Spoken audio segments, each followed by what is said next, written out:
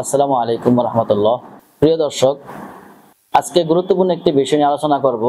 সেটি হচ্ছে, আমরা ফেসবুকে অনেক সময় দেখি যে হুজুর সেজে হুজুরদের ছবি দিয়ে আইডি খুলে ওই আইডি থেকে ইসলাম বিরোধী, ইসলাম বিদ্বেষী এবং মাদ্রাসা বিরোধী, মাদ্রাসা বিদ্বেষী কিছু কার্যকলাপ, কিছু কথাবার্তা ছড়ায় এবং দোষ বলে মাদ্রাসার বিরোধিতা করাইতে চায় এবং ইসলামের বিরোধিতা করাইতে চায়।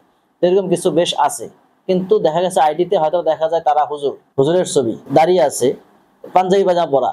তাহলে এরা কারা? এরা বেশিরভাগই আমি দেখছি এদের মধ্যে কয়েকটা গ্রুপ আছে। তারা হুজুর সাজছে ঠিকই, কিন্তু আসলে এরা কওমি মাদ্রাসার কেউ না। এরা হুজুর সাজছে ঠিকই, কিন্তু এরা আসলে ইসলামের উন্নতি চায় না। হুজুর সাজছে ঠিকই, কিন্তু এরা আসলে মাদ্রাসার উন্নতি চায় না। তো এরা কারা? এরা আছে কিছু যে ইসলামকে নষ্ট করতে চায়, মাদ্রাসাকে প্রশ্নবিদ্ধ করতে চায়। এর মধ্যে কিছু দেখবেনি, খাস করে ফেসবুকে আছে।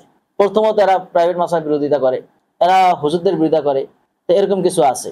তো এরা মাদ্রাসার দোষ ধরে। তো মাদ্রাসার দোষ ধরে কি? প্রথমত মাদ্রাসার দোষ ধরে খাবার ভালো না। খাবার ভালো না বলতে কি বোঝায়?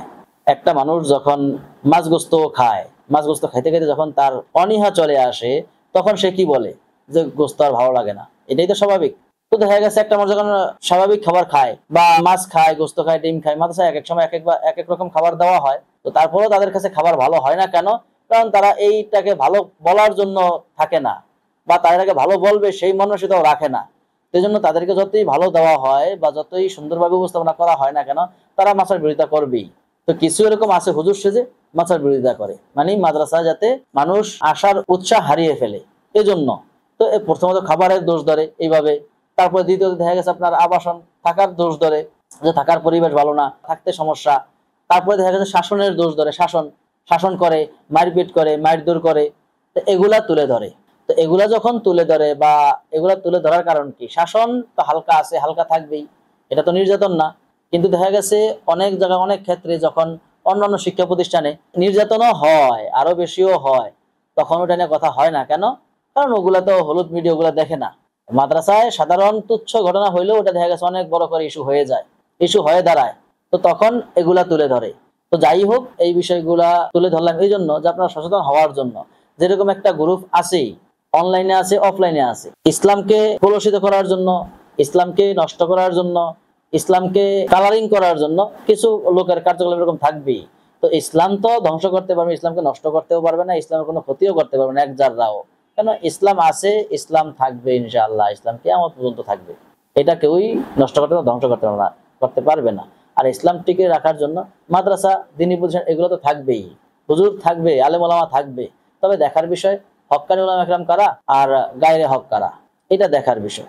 তো ফেসবুকে এগুলা নিয়ে যারা লেখালেখি করে, যারা করে, এগুলা দেখা যাচ্ছে আমি বেশিরভাগই দেখছি এরা ইসলাম বিদ্বেষী।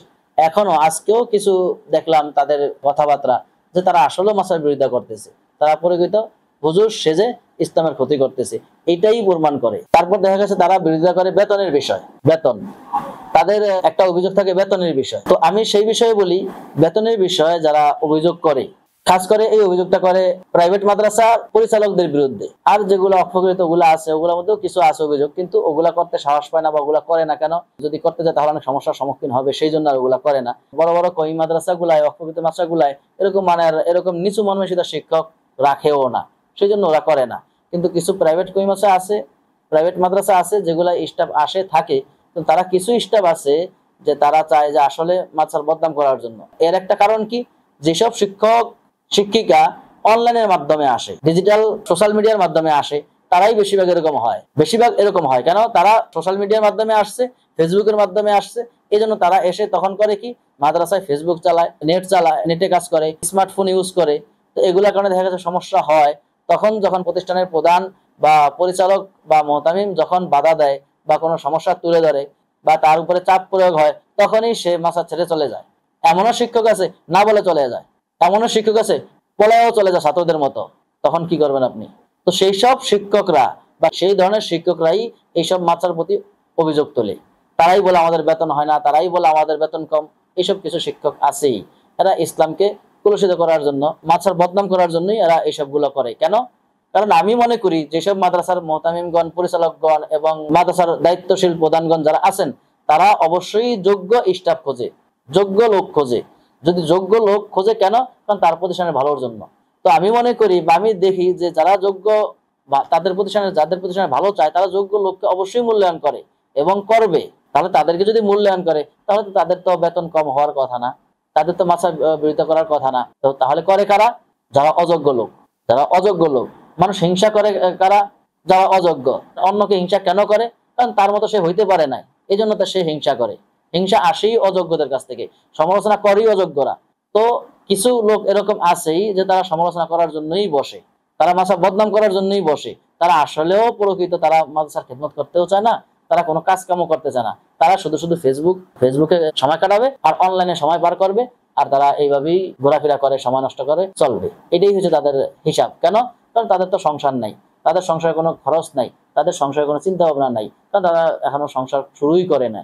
তারা তাদের বাবার হোটেলে আছে বা ভাইয়ের হোটেলে আছে বা যে কোনো একজনের আন্ডারে আছে, এই জন্য তাদের টেনশন নেই। তো আমি বলবো যারা এরকম করতেছেন তারা অবশ্যই যদি প্রকৃত ইসলামের মধ্যে থাকেন, দিনের দায়ী হয়ে থাকেন, তাহলে আশা করব এগুলা থেকে আপনারা বিরত থাকবেন। এগুলা বলে, এগুলা করে দিনের ক্ষতি করার চেষ্টা করতে তো পারবেন না, কিন্তু হয়তোবা আপনি ক্ষতির মাধ্যম হয়ে যাবেন। তো এতে দ্বারা আপনার উপকার হবে না, আপনার দুনিয়াও যাবে, আখেরাতও যাবে। আশা করি কথাগুলো ভালোভাবে বুঝছেন এবং এই কথাগুলা অবশ্যই শেয়ার করার চেষ্টা করবেন। এগুলো দরকার। আমি ইদানিং ফেসবুকে দেখতেছি এরকম হয়ই, বেশিরভাগ হয়।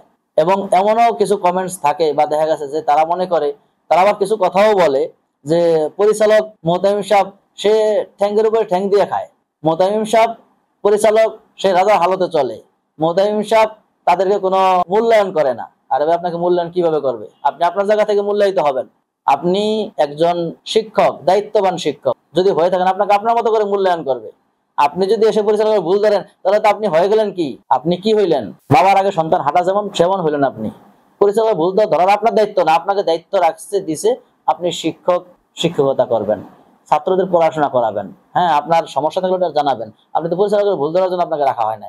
তো মানে কি? আপনি পরিচালকের ভুল ধরতে গেছেন, আপনি পরিচালকের দোষ ধরতে গেছেন, তাহলে তো আপনি দেখা গেছে তার চেয়ে বড়। তো আপনার তো এই জায়গায় থাকার যোগ্যতা এমনিই নাই। আপনি যদি পরিচালককে মানতে না পারেন তাহলে আপনার তো থাকার যোগ্যতা এমনিই নাই। কেন? কারণ আপনি যদি ইমাম সাহেবের ভুল ধরেন তাহলে আপনি মুসল্লি হিসেবে যোগ্য না। আপনার ইমামের পিছনে আপনার নামাজ হবে কিনা সন্দেহ আছে। যদি ইমাম সাহেবের প্রতি আপনার ভক্তি শ্রদ্ধা না থাকে তাহলে তার নামাজ হবে না এই ইমামের পিছনে, তখন কি করবেন? তো সেই হিসাবে আপনি যার আন্ডারে চাকরি করবেন তাকে যদি আপনার পছন্দ না হয়, তাকে যদি আপনার অযোগ্য মনে হয়, তাহলে তার আন্ডারে চাকরি করা আপনার জন্য মুনাসেব না। তাহলে আপনার জন্য উত্তম অন্য জায়গায় চলে যাওয়া। তো তারপর আপনি ভুল ধরতেছেন। আবার কিছু কিছু সময় আপনারা বলতেছেন যে মোহতামিম সাহেব টাকা ইনকাম করে ঠিকই, কিন্তু আমাদেরকে দেয় না। আরে ভাই, আপনাকে ইনকাম করে সব দিয়ে দিও মোহতামিম সাহেব, আপনি ইনকাম করেন না। আপনি একটা মাসে দিয়ে শুরু করেন, দেখা দেন। সে তার পকেটে টাকা না থাকলে আপনাকে বেতন দিতে হয়, তখন তো বলেন না যে মোহতামিম সাহেবের পকেটে টাকা নাই, আমাদের বেতন লাগবে না, হুজুর এই মাসে বেতন দিয়েন না। এটা বলেন? এটা তো বলেন না। তখন তো বলেন যে হুজুর আপনি কি করেন না করেন আমার দেখার বিষয় না। মাছা ঋণ করতে থাকলে তখন বলেন হুজুর আমার দেখার বিষয়, আমার তো সংসার আছে, আমাকে চালাইতে হবে, আমার তো চলতে হবে, তখন তো সেটা বলেন।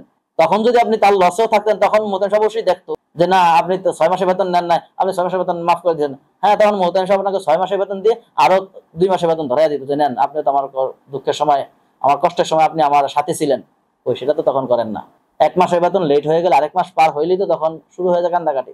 তখন তো আপনি মোহতামিম সাহেবের সহযোগী হন না।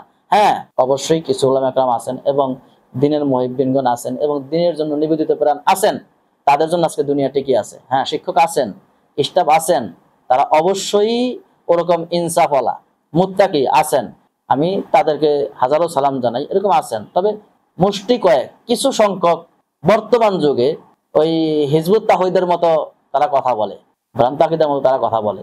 তো তাদের প্রতি আমার এই কথা। তো আশা করি কথাগুলো হয়তো বুঝবেন এবং শেয়ার করে দিবেন। আসসালামু আলাইকুম।